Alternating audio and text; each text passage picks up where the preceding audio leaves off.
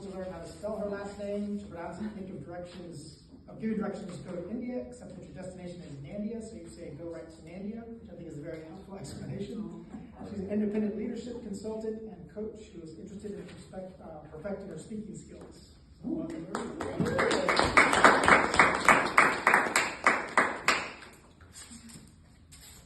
I can still remember that day walking home from school, first grade, Philadelphia, and finding my mom in a strangely giddy mood. Mijita, your dad has been transferred to Rome. We're moving in a couple of months. What's Rome?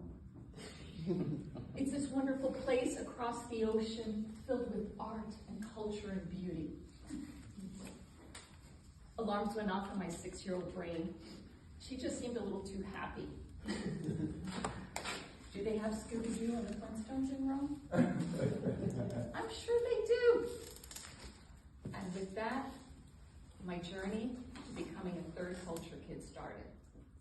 I know you're thinking, Maria, it's been quite a while since you've been a kid, obviously. So what is a third culture kid? It's usually defined as someone who spent a significant part of their developmental years in a culture other than that of their parents or their nationality. So thinking about a third culture kid, I'm one of them. My parents were one of the first wave of immigrants that came from Cuba, thinking that they'd only spend a few months here until the Bay of Pigs invasion. But we all know how that worked out. So my parents became Philadelphians, sucked up the cold weather, learned how to scrape ice off of their car, and never went back to Cuba. I remember Rome fondly. It was a wonderful place, and I made a good friend, Claudia, who was my neighbor. And the way that children usually do, we were able to get over the language barrier, but we learned that there were more than a few false cognates between Spanish and Italian. So when Claudia would say to me, let's go play with La Pala, I'd run to my room and find a shovel, thinking we were going to dig up some critters. And she looked at me and said, Maria, La Pala. Oh, it's a ball. Or sometimes I'd laugh, I couldn't help but giggle when we were at a restaurant and a waiter might say to my parents, would you like some burro for your bread? And I couldn't help but think of a big fat donkey sitting on a piece of bread. While we were in Rome, two more siblings were born, so we went from 3 kids to 5. And my mom recalls the difference between the northern Italians and the southern Italians. When she would tell the northern Italians that she had 5 bambini, the northerners would say, Madonna, whereas the southerners would say, ah, l'amore. From Rome, we moved to Puerto Rico. We were there a couple of years. 2 more siblings were born there. And from there, we moved to Mexico City, where no more siblings. I love Mexico City. Viva. Yes.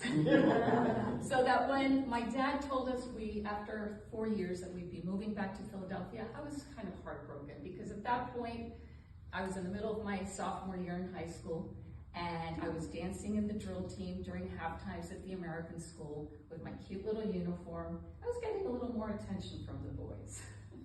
But life's full of changes and third culture kids learn that relatively young.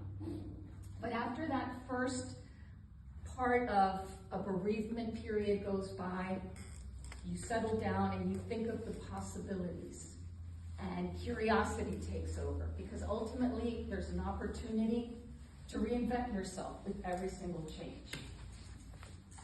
After 10 years in Philadelphia, it was 10 years in Philadelphia, I had the opportunity, I got married to one of my childhood friends and we moved back to Mexico for 20 years where my children were raised.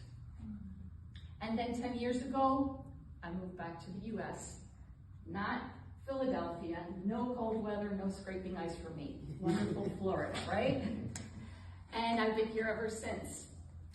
People wonder about third culture kids. There's some of their characteristics include being open and adaptable and flexible, but on the other hand, we may come across as being a little distant or detached. But of course, it makes sense. You wonder if it's worth getting close to somebody if you only have to say goodbye.